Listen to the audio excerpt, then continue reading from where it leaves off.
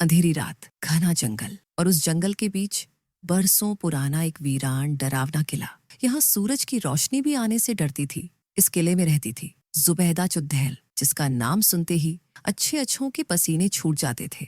जुबैदा का चेहरा डरावना, बाल बिखरे हुए और आंखें अंगारों सी दहकती थीं। आज जुबैदा चुड़ैल का 100वां जन्मदिन था।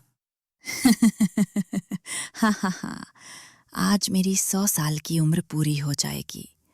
अब तो मेरी शक्तियां और भी बढ़ जाएंगी। अब मुझे चाहिए एक जबरदस्त बर्थडे पार्टी। जुबैदा अपनी जादुई छड़ी घुमाती है। जय हो चुड़ैल रानी की। क्या हुक्म है मालकिन? चंपू, आज मेरा जन्मदिन है और मेरी बर्थडे पार्टी की तैयारी तुम्हें करनी होगी। मैं चाहती हूँ कि आज की रात इस जंगल का सबसे डरपोक इंसान मेरे लिए जन्मदिन का उपहार लेकर आए। और हाँ, अगर वो खाली हाथ आया तो जी मालकिन, मैं अभी जाता हूँ। जंगल के पास ही एक छोटा सा गांव था, शांतिपुर। गांव के लोग चुड़ैल के डर से शाम होते ही अपने घर के दरवाजे बंद कर लेते थे। भूत हवा में प्रकट होता है। भोला, ओ भोला, उठो। चुड़ैल रानी तुम्हें बुला रही है। उनके लिए जन्मदिन का उपहार लेकर आओ, नहीं तो कौन हो तुम? मुझे छोड़ दो। मैं हूँ चंपू भूत, चुड़ैल का संदेशवाहक।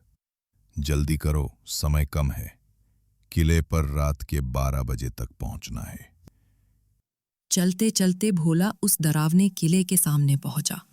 किले का मुख्य दरवाजा खून के धब्बों से रंगा था। भोला दरवाजा खटखटाता है। अंदर का दृश्य और भी भयानक था।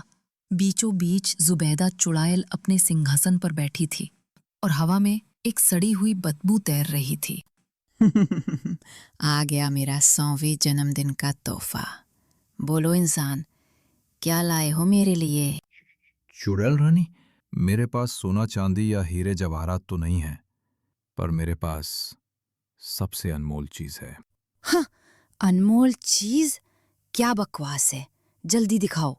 भोला ने अपनी पोटली खोली और रोटी सब्जी निकालकर सामने रख दी। ये है मेहनत की रोटी, जिसे मेरी पत्नी ने प्यार से बनाया है।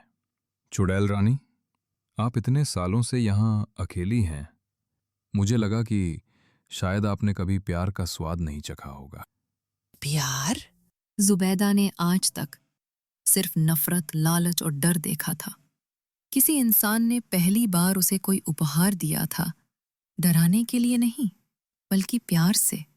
जुबैदा रोटी का एक टुकड़ा उठाती है और धीरे से खाती है। ये कैसा स्वाद है? ये तो मीठा है। जुबैदा का भयानक रूप धीरे धीरे बदलने लगता है। भोला, बहुत साल पहले मुझे क्रूरता से मारा गया था।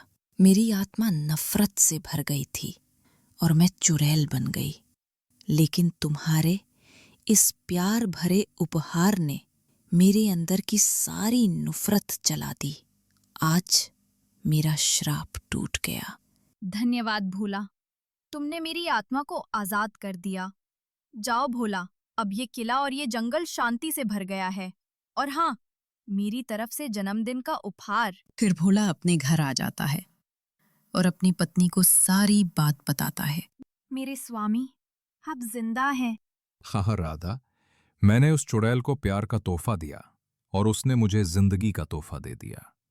गांव वालों ने उस पैसे से शांतिपुर को और भी सुंदर बना दिया। उन्हें समझ आया कि दुनिया में सबसे बड़ी शक्ति ना तो जादू टोना है और ना ही डर, बल्कि एक छोटे से दिल का सच्चा प्यार है, जो बड़े से बड़े श्राप को भी तोड़ सकता है।